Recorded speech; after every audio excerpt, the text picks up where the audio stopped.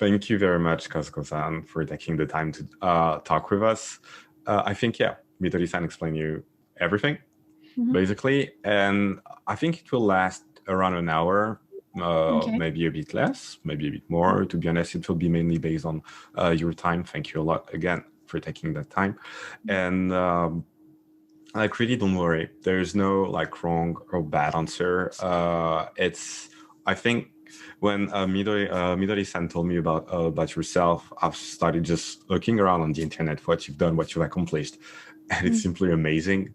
So I think it would be great to just talk about that, to talk about yourself, to talk about motivate you and what is still motivating you actually to do all those things that you're doing, and to share that as well from a Japanese point of view. Because I think what as well, I think Midori-san told you, or at least just as a recap for us, this is going to be shared among our network all around the world. So you would have male, men and women from France, America, India, from everywhere listening to it. And this is really, and the goal of that is to show how women are fighting for their rights, but from all around the world. And today, what we're talking about is from the Japanese point of view. And I'm really honored to be able to talk about this with you.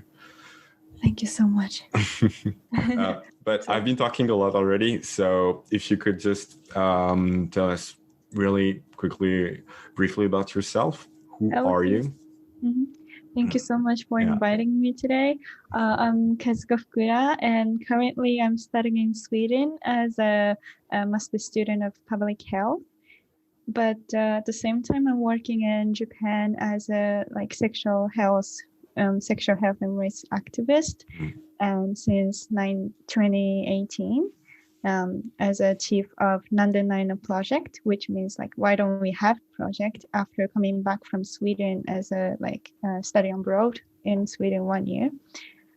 And after that now, just a month ago, I started the online petition against the sexist comments from the chief of the Tokyo Olympic Games. And me and two other girls started as a starter, and we collected more than how many 150,000 signatures, and then we achieved that finally the chief changed to the women, and also she really working for raising the percentage of women in the board members. So we see the significant changes. So I'm so glad about it. So yeah, that's my brief explanation. Yeah, thank you so much for inviting me. No. This is exactly what we're talking about right now. When I say you're amazing, it's just that. Thank you. Because how old are you already?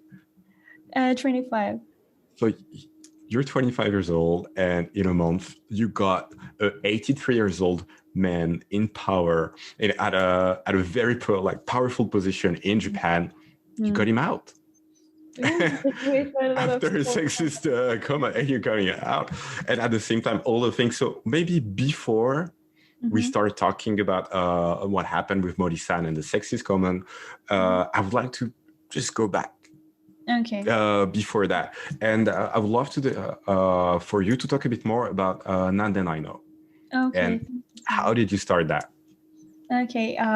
As I told you, nice.radio project is an advocacy project from young people to pursue the sexual and reproductive health and rights in Japan. And that started, when I really found that this kind of situation around the sexual health is really underdeveloped when I was studying in Sweden. For example, in Sweden, I found that, for example, emergency contraception that you can take after getting the anxiety of getting unintended pregnancy, you can get it in a pharmacy at really cheap price, $10 or something. And I found that it's really typical in other places too, more than 90 countries it's available, because it's time limited. You have to get it at least 72 hours. But then in Japan, like you need to see a doctor and have to get a prescription, and then it can cost around like $100. And I found that there was a place selling that in $500 even. So it's really insane. And when I think about these, and then like now the government is thinking about that, but still some people who say like, oh, we are so afraid that women will like do not have enough knowledge, or maybe they will do really unprotected stuff. They don't care, you know. So there are so many like male-centered decision-making process in that. And so still I feel the lack of like sense of human rights, women's rights, sexual rights are there in Japan. And other than that, there's a lack of sex ed. Like, for example, you cannot teach about contraception for the student in junior high school, like age from 13 to 15. Yeah. So you cannot talk about contraception because they are supposed not to have sex at all. And also, for example, when it comes to the access to contraception, in many countries, you can choose from a variety of contraceptives, like contraceptive implant, pill, IUDs, ring, patch. You know, there are several varieties. But in Japan, there's only pill, and also there is IUD, but it's not supposed to have for young people.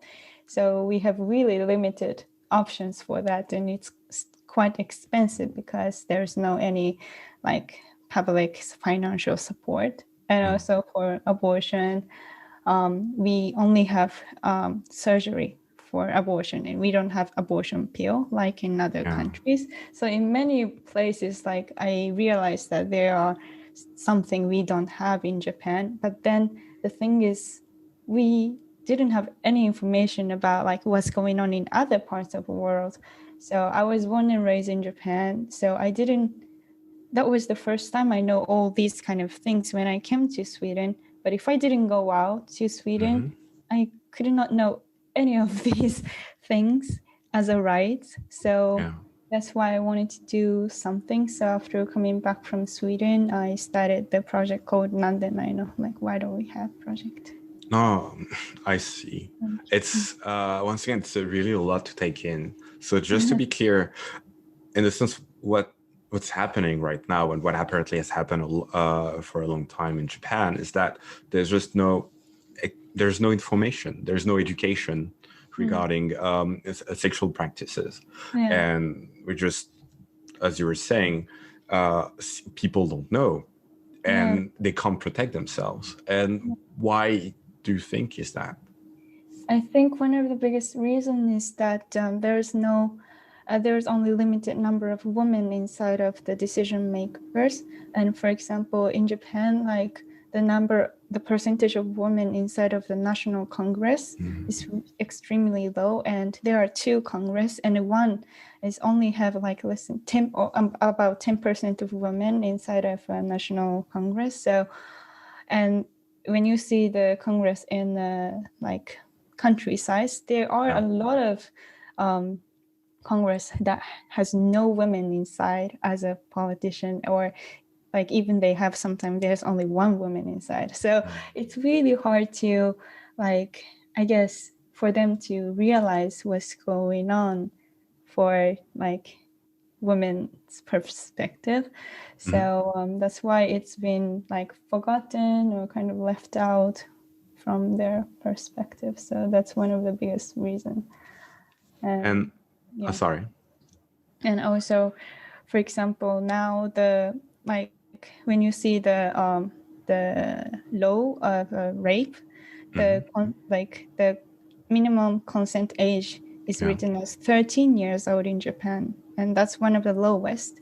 And if you are more than older than 30 years old, and when you are raped, you have to really against the predators. Otherwise, although there is a sexual behavior between them, it cannot be accepted as rape in a court. So that's really difficult issues but then like there are some like so many people who are against that now, but still it's not hard, and it looks quite still quite difficult to raising the age from 13 to, for example, 16 or something, and this kind of when you see this kind of discussion again, many of members are older guys, so I think it's like behind this there is a really deep-rooted gender inequality inside, I guess. Listening to you though, you're really depicting a picture that seems a bit scary, like, to be honest. It seems like almost impossible. You're talking about the fact that we see all those male politicians being in this position of power. The fact as well that as women, it seems like your voice is not heard. All those kind of situations in which even you were talking about, sadly, the situation in case of a rape, where people would not listen to you, using those kind of laws like the 13 years old thing as an excuse. It seems what then motivates you? What kind of fire did you have in you to still say, I want to fight against that? What motivated you to do so? I think that's because I felt it's very unfair when I was in Sweden, because, for example, when I found the emergency contraception at pharmacy, it was like I can just get it just by like putting my hands on the pill. But then I was quite sure that at exactly the same time, there are quite a number of women who are facing their like anxiety of getting pregnant, but then still they cannot get it just because it's maybe too much expensive, or they cannot go to the clinic because, for example, it's too far and they need a car, but then they cannot tell it to the parents, so they cannot get it. Or, there are several barriers between like the pill and the women. So, and I was just feeling that it's really unfair. And I was so frustrated that it's not told about it. Like in Japan, I just believe that, it's such a great, for example, technique that you can avoid getting pregnant after having unprotected sex. So that's why I believe that's why it can be so expensive. And I just took it for granted. But like when I just see the other parts of the world, I could see that so many countries really try to help and try to ensure the rights of young people. But then in Japan, many like just adults say, just take care of your body, that's important. But they didn't like give any way to actually protect us. So that's really, and then like I was privileged to know that what's going on in other parts of the world. So that's why I wanted to do something for that. There's when you talk about those information, it feels like you have all those barriers, as you were saying, the access, the price, but as well the anxiety, the culture, the people around you who, if you ask because if you ask for a pill, it means that you had unprotected sex. And in that sense as well, it creates a lot more question, even more as a young woman, when you're trying to try to have this debate, because you were not like a good girl, like the kind of stuff they would expect from you. But that's the thing, when you started voicing your concern, when you started saying the situation is unfair and we should change things, what were the reaction from people around you? Actually, I especially before starting, and when I'm trying to start, like I get a lot of negative comments, like maybe it's possible in other country but not in Japan, or like why are you so like insist on this issue, or like maybe like negative image. Like, I still get some comments on Twitter, for example, like, oh, are you like, do you love sex so much, so that's why are you doing it, or those comments. But at the same time, I'm quite surprised that there are so many supportive comments too, because for example, when I started, to be honest, like if I was the only one who wants to have variety in contraception, for example, then I thought like it's fine, maybe my problem. But then I realized that now I'm doing an online petition. Actually, that's available in English too. So if you would help us, that would be really great. But then like we've already gotten like more than 40,000 signatures demanding the variety in contraceptives. So I think that there are so many people who wants it. And when it comes to emergency contraception, there is more than 100,000 signatures now to demand the better accessibility on emergency contraception. So I think it's like there are so many people who wants it and recognize it as a human right. So the society is changing definitely, but unfortunately, the decision makers, the people in the top places, are still not. So that's why this situation is still going on, I guess. Yeah. No, I hear that. But so the people, those voices, the people that are supporting you, those people that are as well signing the petition, are there a lot of women like you, or do you see that it's actually pretty mixed and that you have a lot of people, both male, men and women, actually rallying behind you? Is it more a younger population, older? Of course, like there are so many more women than men when it comes to my activism. But what I'm quite surprising is that there are so many supports, not only from young women, but also like older women, because they are also the one who have faced this inequality and this lack of rights. And for example, Japan was the last country approved the use of contraceptive pill in the United Nations countries, and that was 1999. And before that, we didn't have the way, like the woman didn't have any way to protect from unintended pregnancy, except the male wear the condoms. So actually, there were so many women who couldn't have any method when they were in the age of reproductive, the age of being able to having kids. So many women had endured this hardness. So many, actually, that's surprising to see that so many older women also support this, so that the younger generation will not have to have the same hard situations like them. So that's really a great thing.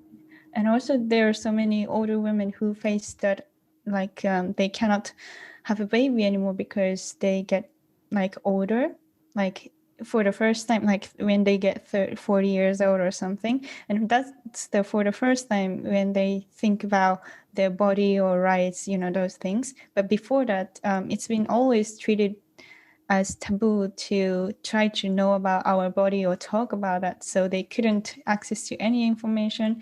And then the only time they really face like all these information is when they realize that they cannot have a baby anymore.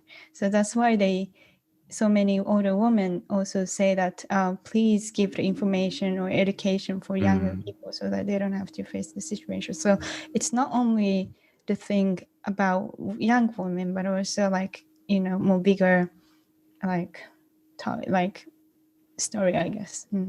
No, of course. But that's the thing. When you're talking about that bigger story, you're talking a lot about taboo, about anxiety, almost about shame. For the people who don't really know much about the Japanese society, what is in general this position that a woman holds in here? It really feels like it's really a position when you need to step back and where you should not voice your concerns. You leave the power to the men, leave the big decisions and responsibilities to the men, and that's it. I think this like what you said is really true, and sometimes it's really hard for us to take the lead, even though when we want it as a woman, like to take the lead in the society.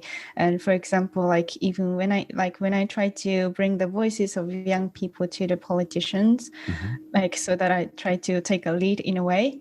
Like when I bring the voices to male politicians, for example, they sometimes say, okay, that's an important thing. Did you bring it to the like female politicians? So, they just like take these issues to like female politicians, and which means that like there's only the female like politicians are really minority inside of the Congress. So it's really hard to bring it as an issue and take a lead in that field. So yeah, that's something we face, and that's why I'm sorry to changing the topic, No. but I get really furious when I hear that the chief of the Olympic game saying that women talk too long, and maybe like when we think about, for example, affirmative action for women, we have to ensure that limiting the time of women talking, so that we can for example, following the schedule, or that's what he said. And you know, this is not only his problem. Of course, like I feel that, you know, updating himself when it comes to gender equality or all kinds of matter of human rights is the responsibility of him as the chief of Olympic Games. But at the same time, it's not the problem only in him, but also like more societal structural problem, like trying to exclude women in general. So that's why I really wanted to do something for this. And yeah. I agree with you. We can actually switch to that topic if you want, in the sense that it came, but that's the thing.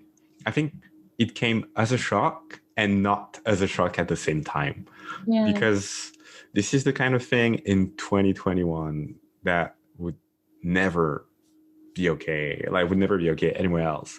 However, it feels like a bit within the Japanese society. A few comments have been made, actually, not a few, a lot have been made in the past decade, and no one really, people were vocal about it, but they didn't really, nothing changed. And the fact that this time as well, it almost felt like it was just one more. So people usually what they would say on social media or online, just, he's old, that's why, he's the old guard. But in a way, this is why it's amazing, and I'm glad that you've done that. If you can actually tell us a bit more about, so what happened at that moment when you have this man basically telling you can't be leaders, when you have this man telling you take too much time and we can't go forward because of you. What did you do? Like, thank you so much. Like, it was exactly like that. Like the way you talk was exactly like that. I like after that I read so many comments that like so many people feel, oh, again, because we have heard that so many politicians, even the one who became ministry, for example, now there are some of them who say, for example, the woman is a machine for making baby, or like there is no regulation, like legal regulation prohibiting sexual harassment, or I don't know, there are so many, or like the woman always telling a lie, or, you know, those comments have been made by the politicians or people in really high statements, and they never get real punishment, and they just say, oh, I'm sorry, I will just try to not to do that again, I'm sorry. And then that has been accepted. And although there are so many women who, so many people who try to raise their voice up against that, but still it's been just accepted. But this time, for example, when I hear this comment, I was so disappointed. And also, of course, I felt, oh, again. But then still, I really felt that, but he's the like chief of Olympic game, which is really international. And, you know, after the Me Too movement, the gender issue has been really big inside of the sports world too. Like, for example, the sexual violence from the court to the players, you know, the athlete. So I feel that I could not accept this gender insensitivity of the thief. But then, like, what I found was there are so many people who get furious about these comments on Twitter. And that was exactly the moment when the clubhouse was getting bigger. So for the first time, If I may, I'm simply just for the listeners, because this is a very Japanese thing. So Clubhouse is an app. This is an app, like a bit of an elitist app, in the sense that you get invited. You can only use the app on invitation. You need to be invited by someone, and then you have access to very private communities. And it's getting big right now, very big in Japan, actually since a few months. And just people are very vocal on Twitter in Japan, but now really the next step is becoming Clubhouse. Sorry, just so that everyone who will listen to us can understand. Yeah, and that was the moment, that the night right after like getting this news, that was I started the Clubhouse in the same day, like from 11 p.m. in Japanese time. And that was the first time to open the room inside of the Clubhouse. But then I realized that like there are more than like 100 people always joining this room, and usually the Japanese people are described as a people who don't like to talk in public, who are really shy. But actually at that moment, there were like so many people raise their hands and then like start talking their anger. But also at the same time, I felt that many of them talk their experiences. It's like, I felt like the people who are like Yoshiro Mori, like this are in everywhere in Japanese society. And there are some people who say like, I had a similar boss in my workplace and I felt the similar thing. Or like, and also there is another problem that the important thing has been always decided after work or drinking place instead of the real discussion in the working time. Yeah. So that many, especially women who have to do the care work, cannot join this because it's after work time.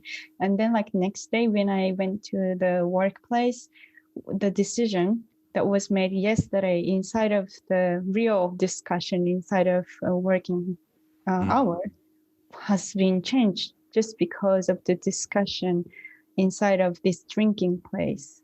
You get excluded. Yeah. So it means that you have been excluded. And then like there were tons of people who have, so like, I think his comments like women talking too long happened. It's because that he has been in the society where real discussion and decision making in the after work maybe, and not in the real working time. So maybe there are so many like problems behind this little comments, I guess. And so that's why so many people like making comments and like start talking their experiences, and then actually continues until 2:30 in the morning in Japanese time. And it was like after like one person finished talking, like 3 or 4 people start talking at the same time. So I really felt that so many people felt that enough is enough. And then after that, I felt like in a way uncomfortable because I felt that does that mean like we have to do something for this, not only just by talking inside of the social media, so that they like those people in this like power will never hear us, or just say, oh, there are some people who are really talking about this, but it doesn't matter. I didn't like that. And then I got a message from Momoko Mojo. She's another starter of this petition, and she is working as the chief of No Youth No Japan, like encouraging young people to access to political movement. And she asked me and she was also in the Clubhouse, and she asked me, do you think we have to do something? And I said like, yeah, I'm exactly thinking the same. And then we decided to do the petition with another activist from Japan, but she's living in Chile, and she's the chief of Voice of Japan. And she's also working in gender equality or so many social issues. So we three of us like working together from Japan, Sweden, and Chile. So that and then like we started this petition. I think, yeah, as you didn't only start the petition, you succeeded. Once again, you took him out. Thank you so much. Amazing. And there are two things that to me are really beautiful based on the story that you just told us. The first one is what you were saying earlier, the fact that usually people think of the Japanese population as calm, shy, silent. And I think this was great that they showed that no, like too much was enough, that there are things happening. And you said it yourself, someone would be over with their with what they had lived, the harassment that they felt, that they lived through, and three more people would like say, me too, like happened to me as well, me too. Yeah, I felt that it was like Japanese kind of Me Too, and another Me Too movement in Japan, I felt. But I think it's great that you're able to, everyone was able to use that. This is this is a victory really for Japan, but the Japanese population, and for women in Japan as well to do that. But what I think as well, that is, I don't know if it's normal or not, but I notice as well that all those leaders that you're talking about, they're all young women. This is, and I don't know if you see that as well, but it seems as well that a lot of those young people who want to change the things in Japan, who are saying enough is enough, are women. Yeah. Why? How could you explain that? I think, we are living in a society where we can easily get the information from outside of Japan too. And then we can easily watch the TV drama from Netflix, which really represents the more equality, diversity, those ideas. So we have been exposed to those information and reality. But then when we see those what's going on in domestic situation, we see such a difference or a gap between that, what we really see as our world and what's going on in Japanese society. So and also by being exposed by these human rights, the how to say, the concept of human rights, diversity, the things, women's rights, I think more and more people take it as human rights to be respected as an individual, and not something, oh, it's better to have, or I wish to have. It's more like something we feel that we should be able to take it for granted that we have human rights and it should be natural. But then things doesn't work in that way. And for example, when you see the younger generation, more and more, not only women, but also for example, younger men wants to have more time on parenthood, for example. They want to be with kids. But then so many companies still almost force, especially men, to work really long time so that they cannot be with children. So when they change the mindset to more gender equality, those issues, and then when they are in, for example, job hunting, they cannot find a place they can work when they try to respect the time inside of the house. So that we really feel this how to say conflict between what we want to have and how the society works. So that's why more and more people feel enough is enough. Yeah. And what would you say then to, if you could talk to a young Japanese girl who would love to, who thinks like you, who thinks enough is enough? Yeah. What would you tell them? How would you push them to do that? I think everyone who involved in this petition had the same feeling that we don't want to hand out the society we have now, and we really don't want the next generation to feel that for example, I shouldn't maybe talk long just because I'm a girl, we don't want to take this, give this kind of society anymore. And we want to show that this is the society has changed, and any kind of discrimination is not accepted anymore, and this is the society where you can live from now on. So that's what we want to tell them. And you can really enjoy your any how to say, their power and their will, everything they can enjoy. I want to tell them that the society is changing. And the great thing we could see is that inside of petition, actually we didn't demand the resignation itself, because we felt that just resignation from him is it doesn't involve any power actor who have accepted him to be a leader. So we want other actors also think and show that whether they're gonna allow him to be a chief, which means that they accept some kind of discrimination, or they really say no to any kind of discrimination, which means say no to be him as a chief. So that's first thing we wanted. And second thing is solid policy, clear policy, not to repeat the same thing. For example, zero tolerance policy, those things. And third thing we asked was raising the percentage of female inside of the board members and in all the committees working for Olympic Games. And actually we see the changes, and we all actually achieved almost all the points now.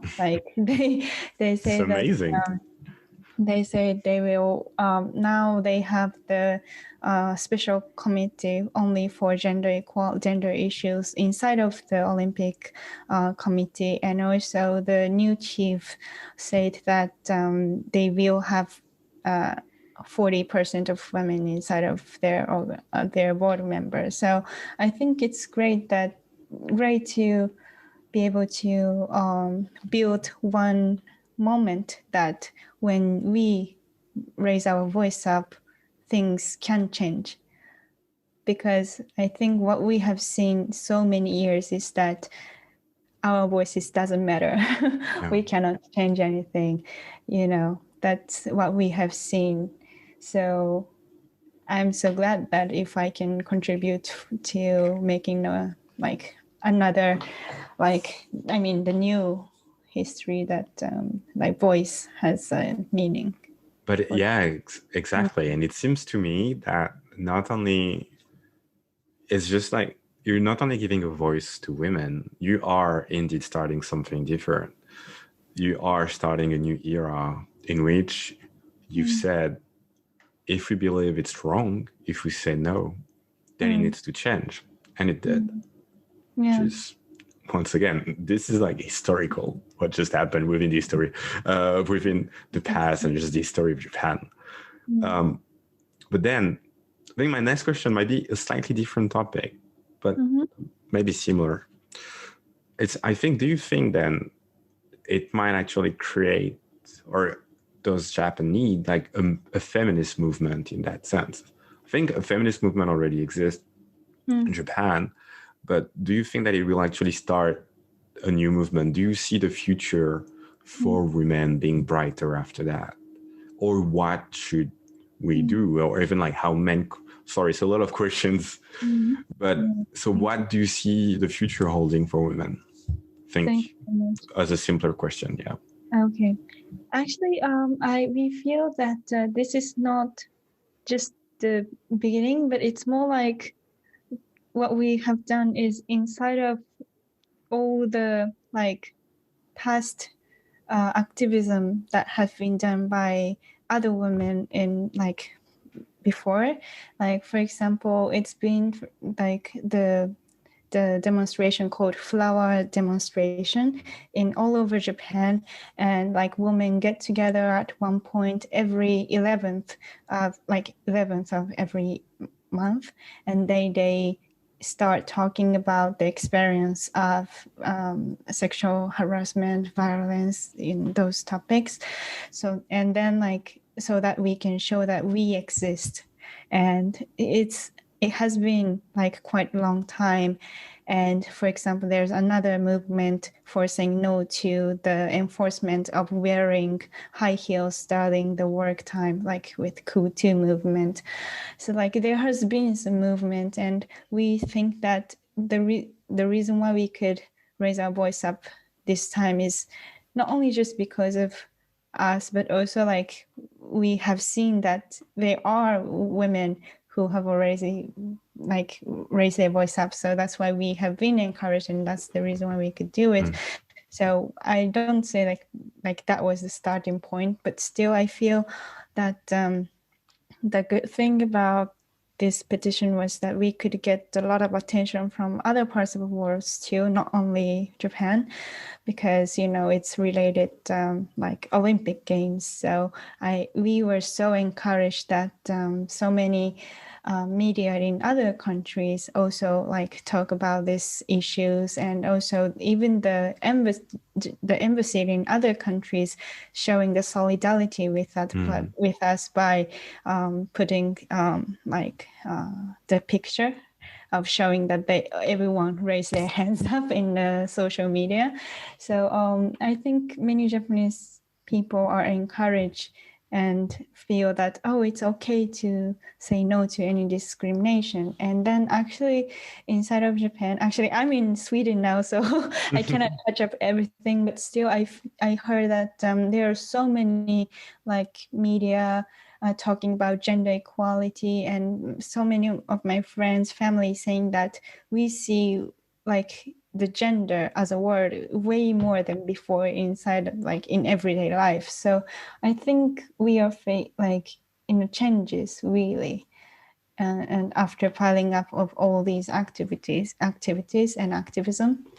So, and then like another good thing is that as I said, this time the new chief say that like we will have at least 40% of women inside of committee. It was not like, okay, we will do the best. It was not like this. They actually show the real numbers and showing the real achievement, and I think that was a big change from before. So from now on, I think more and more places trying to have like real, showing the real achievement with the real numbers. And I heard like, for example, the University of Tokyo will have more women in the board member, which is the first first trial in the the biggest university. We're talking about Todai, I think. Yeah, University of Tokyo will raise the number of women inside of the board members. So we see the changes, not just buying words, but seeing the real changes. And I think it will happen. And we will have the national politics election soon. So also like we are keep watching that whether each political party will do the real effort or just saying we will do our best. So I think it was really like that. And now it's going on, I guess. Yeah, and I'm pretty sure that you will be there watching and making sure that the changes are happening. Yeah. Yes, absolutely, definitely. No. And so I think it was really great talking with you. Is there maybe one last thing that you would like to add to all the people listening?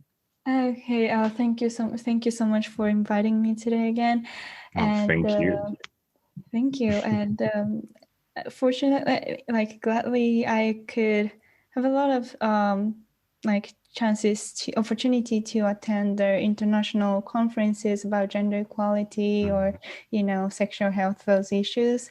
And then what I have felt was that Japan has been just treated as developed countries, and it's true that maybe we are like high income countries and we are the one who have to give a donation to other countries. That's really true, but under that, there is definitely a gender inequality inside of the society, which has been, in a way, forgotten inside of Japan, but also outside of Japan, I feel.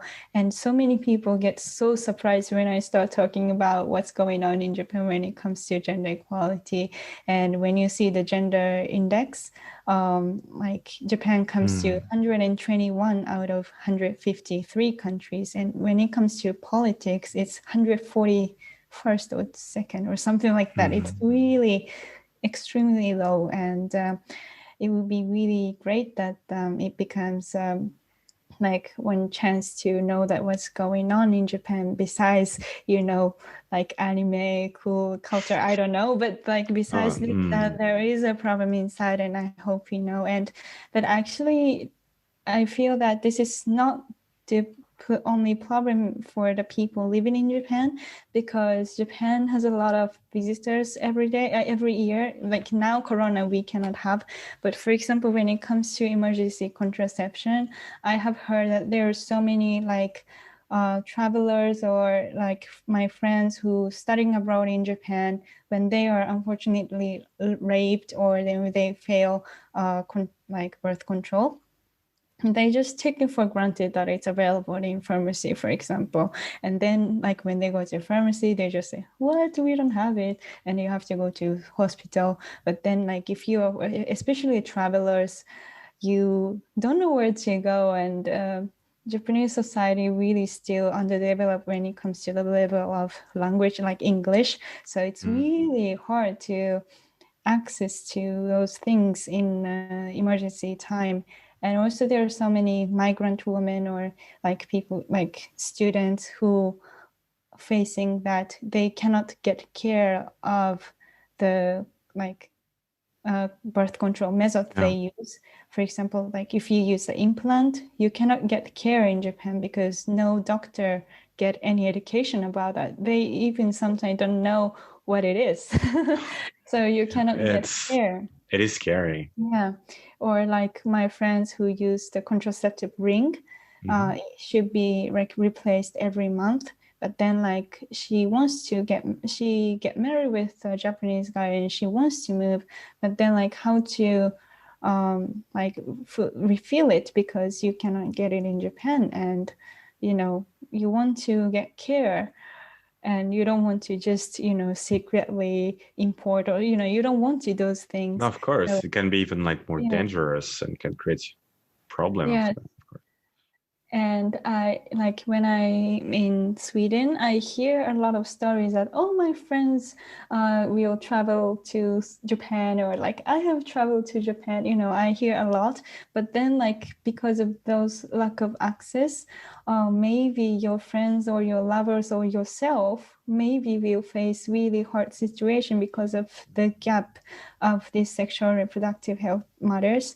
And so and those, for example, online petition for demanding access to emergency contraception or variety of contraceptives, these are available in English too. So maybe it would be really great if you help us, or just by knowing this and telling this to your friends, if like someone is going to Japan, that would be really great, I guess.